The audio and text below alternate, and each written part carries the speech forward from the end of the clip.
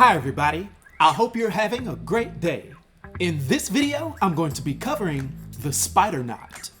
Now, in a stunning turn of events during the 8 Deaths of Spider-Man storyline in Amazing Spider-Man Volume 6, issues number 69 and 70 that were released in May of 2025, Peter Parker was transformed into the massive Spider-Naut, a temporary but immensely powerful fusion of his own formidable abilities and the unstoppable might of the Juggernaut.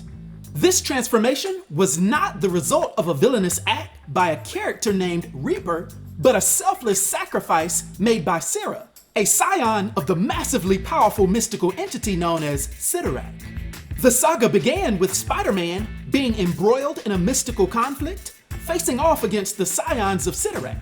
And after dying his final death in this perilous challenge, Spider-Man's journey seemed at its end. However, Cyra, one of Cyttorak's own, had been profoundly moved by Spider-Man's heroism and his unwavering love for humanity.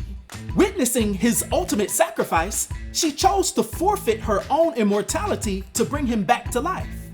In a desperate act to empower him for the monumental battle ahead, Cyra imbued the newly resurrected Spider-Man with the very essence of the Crimson Gem of Cyttorak. This infusion of power triggered a dramatic physical and metaphysical transformation in Peter. Because Peter, now the Spider-Naut, was a hulking figure, his classic costume augmented with the iconic helmet and immense build of the Juggernaut. And this new form granted him vast superhuman strength and durability on a level he had never before possessed, making him a truly unstoppable force.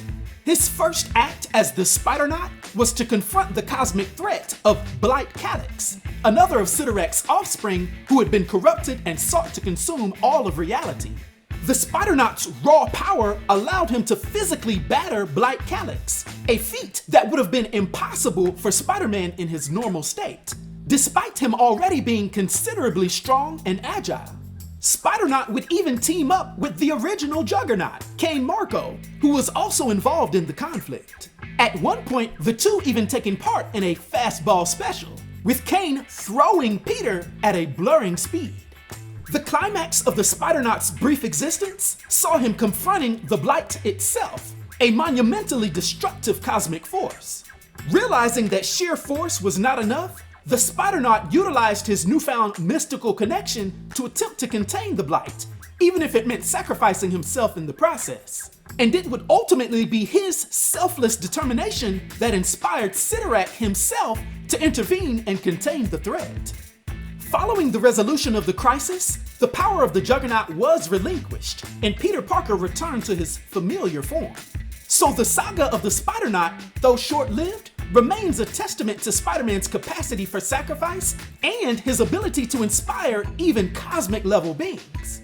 It showcased a level of physical power that the web-slinger had rarely, if ever, commanded, leaving a memorable, albeit temporary, mark on his long and storied history.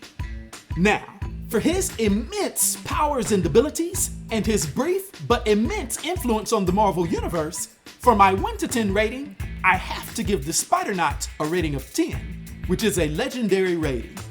I hope everyone enjoyed this video. I'll talk to you next time. Be sure to like and subscribe to The New Sage.